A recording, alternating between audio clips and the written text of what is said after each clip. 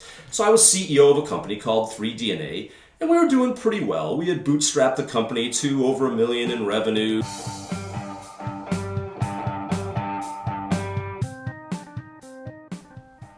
Hi, I'm Steve Gideon, a professor at one of the largest entrepreneurship programs in the world at the Ted Rogers School of Management at Ryerson University in Toronto, Canada. But today, I'm coming from my classroom at the Bologna Business School at the University of Bologna, one of the oldest universities in the world. I teach in the Global MBA program at the Bologna Business School, and this is a 16th century villa called Villa Gustavillani. Today I'll be talking about your new entrepreneurial principle, radical collaboration. We already talked about the difference between planning and searching, and that planning requires known goals and relatively stable conditions and kind of like farming, versus search, which is where you either have to discover what your goals are or you're trying to adapt to tremendous uncertainties in the world around you, and this is more like hunting. We then talked about the bird in the hand principle and the three major elements of that. Who am I, or my character? What do I know, or what are my skills, knowledge, and attitudes, my human capital? Or whom do I know, social capital? Last week we talked about the basic design thinking diamond pattern, which consists of divergent and convergent thinking. One of the really important aspects of this divergent convergent thinking is that design thinking requires visualization to combine information. The problem is, let's say that you're going to interview 30 people. By the time you've finished interviewing the 10th person, you've forgotten what the first 3 were. Or by the time you finished the 20th or the 25th person, you kind of forget about the previous ones. So you need to find a way to capture that information in Post-it notes, and then be able to manipulate the Post-it notes and look for patterns to discover insight. And this really requires radical collaboration, which is our third major entrepreneurship principle. It's certainly true that for certain creative works, you need individual genius and creativity. And that's true of a sculpture or perhaps a work of literature or writing a book. And there's lots of things that require individual genius and creativity and independence. But usually people like to say 2 heads are better than 1, that groups outperform single individuals. In particular, diverse, multidisciplinary teams outperform single individuals or teams that don't have diversity. This is why we talk about this thing called a T-shaped profile, where you want depth in a specific area of specialization, but broad collaboration skills. Which is why if you have a multidisciplinary team, one person might have expertise in business, another person might have expertise at really understanding customers and psychology, another person might have expertise at graphic communication, other people might have expertise at building apps. And so you need people with expertise, the depth of the T, but broad collaboration skills so they get along with each other. This is another reason why we're asking you to do your personality profiles. For example, the Myers-Briggs, it's important to know if you're an ENTJ and you're trying to get along with an INTS or something like that. The different personality types have different modes of communication. Some people want to seek more information, other people just want to make quick decisions and move on. But when these two teams of people get together, they come up with better outcomes. And this is an important area of radical collaboration. It's not true just of your own design team, but also you want to make sure that your team is honest with you, that they practice this thing called radical candor, that your design team isn't just your friends and family and people who tell you how wonderful you are, but that you have on your design team people who are authentic, trustworthy, and keep it real. That means they tell you the truth, and sometimes people don't like to hear the truth. But there's this great idea called radical candor. I'd like to thank Kim Scott for this particular idea of radical candor. That there's 2 primary different types of feedback. There's whether you care about the individual versus you don't care about the individual, and whether you challenge them directly or whether you don't challenge them. Now, in the upper left quadrant, we have what's referred to as ruinous empathy. That's where you love somebody, but you're not really honest with them. You tell them how wonderful you are, and everyone deserves an award, and everyone's the most valuable player, and oh, my special little snowflake, everything's wonderful. Even if you screw up, you're still wonderful and perfect, and people aren't really honest with you. And this is kind of ruinous, that you don't know, you're ignorant of what you could have done to change, to improve, but people don't tell you because they claim they love you. In the lower left-hand box, we've got manipulative insincerity. This is where I don't care about you and I don't challenge you directly, but I kind of go behind your back and let you fail, that I see that you're doing something wrong, but because I don't care about you, I just let you go around and fail. And this is like the traditional stabbing in the back, or letting you fail and then tell you and not tell you. In the lower right corner, we have obnoxious aggression. This is where I challenge you directly, but I don't like you. This is a random person you meet in the subway and you criticize them for something, or somebody you see, you're driving your car, for example, and you don't like the person, you don't care about this person, but you decide you're going to scream at them and yell at them and tell them what your opinion is about them. That's just obnoxious aggression. But the sweet spot is the upper right. This is radical candor. This is where I care about you, and I care about you enough to be honest with you, to be transparent, to let you know I like you and I respect you, but you didn't do a very good job on this thing. I really strongly think you could have done a better job. And this is where, as a professor, I try to live my life in the radical candor phase. But I'm only radical in my candor if I care about people. Otherwise, if I don't care about you, why should I bother to be honest with you, to tell you the truth? So if you're on this side, then you have no opportunity for growth. You're just ignorant of what change you might need to make. If you're in the lower box, not only are you ignorant, but you also have mistrust. It also doesn't result in any change. If you're in the obnoxious aggression, you just become defensive. People yell at you, but you know they don't care about you, and so you're defensive. But hopefully, the most profound change and growth occurs in the upper right-hand corner, when you know the other person has your best interest at heart and they're being open and honest with you and telling you, you could do a better job on whatever this particular topic is. So make sure that you use radical collaboration with radical candor. It's not just friends and family who tell you what you want to hear, but it's a team of people with diverse skills that are honest with you. Now, this radical collaboration, also known as the Crazy Quilt Principle, means that if you're an entrepreneur, rather than focusing on the competition, focus on your customers and on your partners. That you want to build meaningful, committed collaborations with a small number of partners rather than focusing on beating the competition.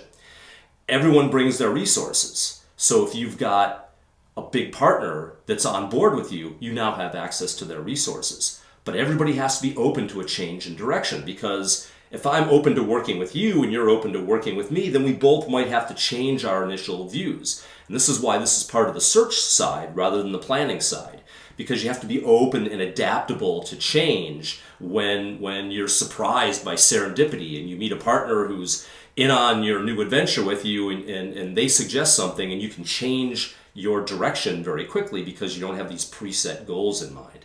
So you have to be open to change to accommodate your new partners. And of course, the art is in fitting it all together. And finally, it has to be useful. But what's so exciting about this crazy quilt idea is that you have to be open to serendipity, that everyone brings the piece of what they're working on, and you have to be open to the idea of the different pieces fitting together in an interesting way. And so here the crazy quilt is contrasted with the planning-based mindset, which is a jigsaw puzzle. So in a jigsaw puzzle, you know what the right answer is. You know what the goal is. The jigsaw puzzle is the jigsaw puzzle, and there's only one right way to fit all the pieces together. And if you put a piece in the wrong place, or if you lose a piece, you just can't complete the puzzle. You fail to accomplish your goal. But in a quilt, everyone brings what they want. Sometimes the pieces of the quilt are already partially constructed, and sometimes people just bring all kinds of crazy, interesting shapes and see how they can fit it together. In a quilt, it's inherently a collaborative process that you invite the people that you want to make a quilt with you, and they bring the resources that they have available, and you have fun looking at, oh, what do you have available? And oh, what do I have available? And how can we fit these things together to create something beautiful, something magical that you couldn't have otherwise created if you had tried to work on this all on your own.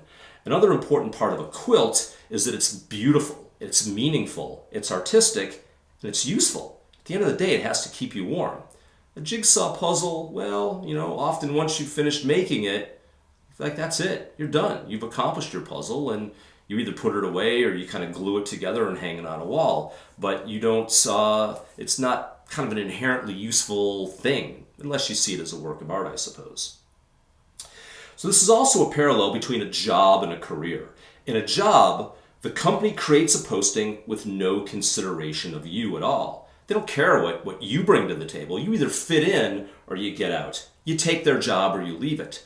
Using the Crazy Quilt principle, however, you and a specified group of individuals within the company work together to co-create and shape and be open to serendipity and surprise in terms of, maybe this kind of a position would work for you, and maybe we could get you to work on this, and maybe this could be part of our assignment that you're going to be working on if we bring you in on our company.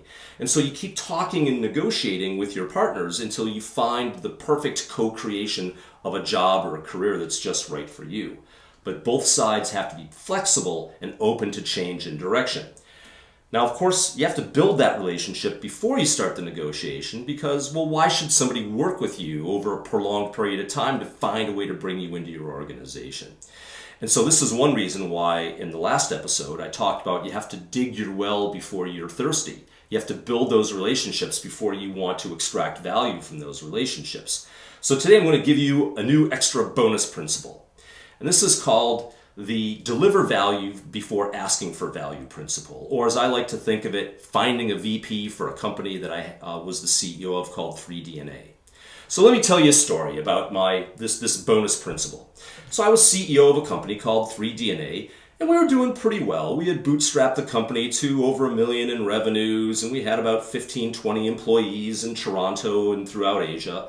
And I was the CEO. I did all the sales. I did all the marketing. I did all the contracts. I did all the legal work. I did all the accounting. I wrote all the contracts. I cleaned all the toilets. I did all the bug testing. I did all the sales. And I couldn't scale the company unless we brought on board a top-notch VP of sales.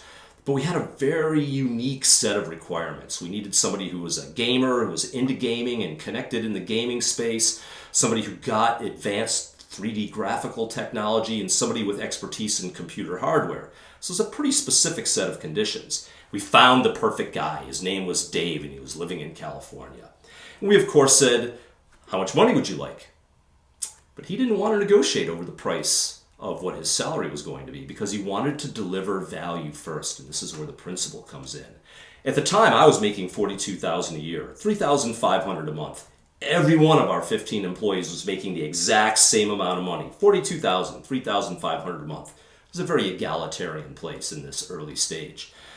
I could tell Dave was probably going to want more than that because he kind of sort of came with a lot of credentials, but there's no way I would have given him a tremendous amount of money.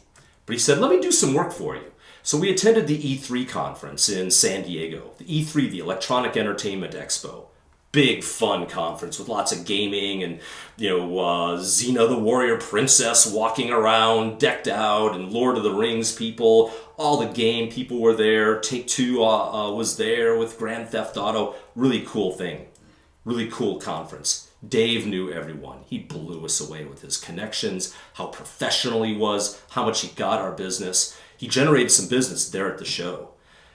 Ken, my other business partner, and I were drooling. We gotta have this guy. We gotta have this guy. He dug the well before he asked for some water from it. By the time he told us what his salary expectations were, we had to give him what he wanted. We gave him more options than we would have ever imagined. We gave him more salary and autonomy and authority than we would have ever guessed. But it's because we had to have this guy. He put the value in first, and Ken and I were willing to negotiate almost anything. So that's your extra bonus principle for today. Be prepared to work for free, to give value before you engage in the negotiations and start trying to crazy quilt your way into the perfect job opportunity. So here's your assignment for this week. Create your own design team. Not just friends and family, but people with a variety of T-shaped profile expertise and diverse personality types. You could build them from within the course, or you can build it from people in your circle of connections. Develop strong capital connections to relationship capital in your field of interest, and use the give value before you ask for value principle in order to build these connections. So today you learned about radical collaboration and radical candor and the importance of being honest and authentic with people that you care about and also that you challenge directly. We talked about the Crazy Quilt principle and the focus on customers and partners rather than focusing on competition, and being open to changing directions and serendipity and surprise as you search for that perfect job that is a win-win scenario in your Crazy Quilt. We talked about some assignments, and I gave you a bonus principle about me learning from a VP of sales at 3DNA, and I call this principle the creating value before asking for value. So, have a great week. Don't forget, entrepreneurship is like learning how to play the guitar. Crank it up to 11.